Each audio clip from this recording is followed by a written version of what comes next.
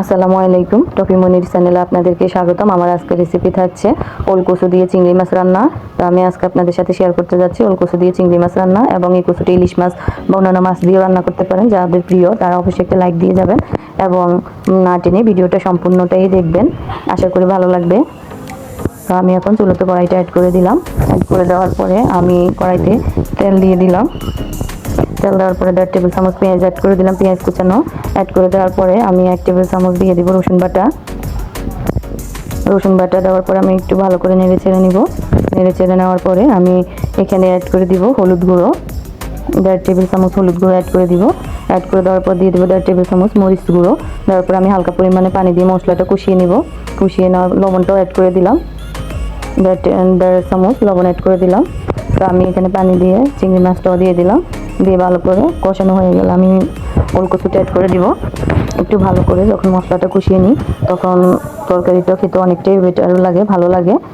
তো এখানে আমি ওল কচুর সাথে মশলাটা একটু ভালো করে লাগিয়ে নিব, নিয়ে ঢাকনা দিয়ে ঢেকে দিব। ঢাকনাটা আপনাদের সাথে শেয়ার করা হয় না, স্কিপ করে দিলাম। তো এখানে আমি ওল কচুটা ভালো করে নেড়ে ছেড়ে নিচ্ছি।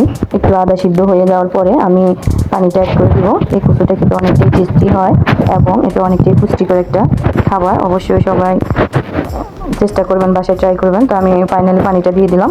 আদা সিদ্ধ হয়ে যাওয়ার পরে এখন আমি রান্না করার জন্য পানিটা অ্যাড করে দিয়ে ঢাকনা দিয়ে দিব।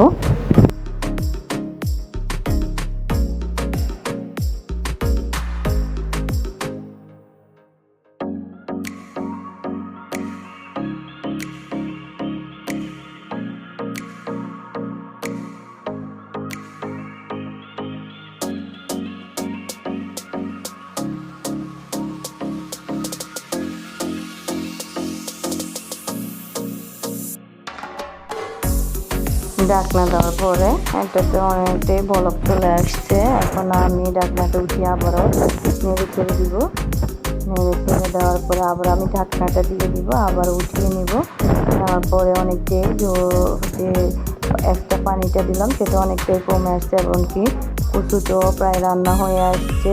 এখন আমি চুলা থেকে নামিয়ে নিব। নামিয়ে আমি একটা পাতিলে নিয়ে নিলাম। পাতিলে নেওয়ার পরে আমি এটা একটু ঠান্ডা করে নেব।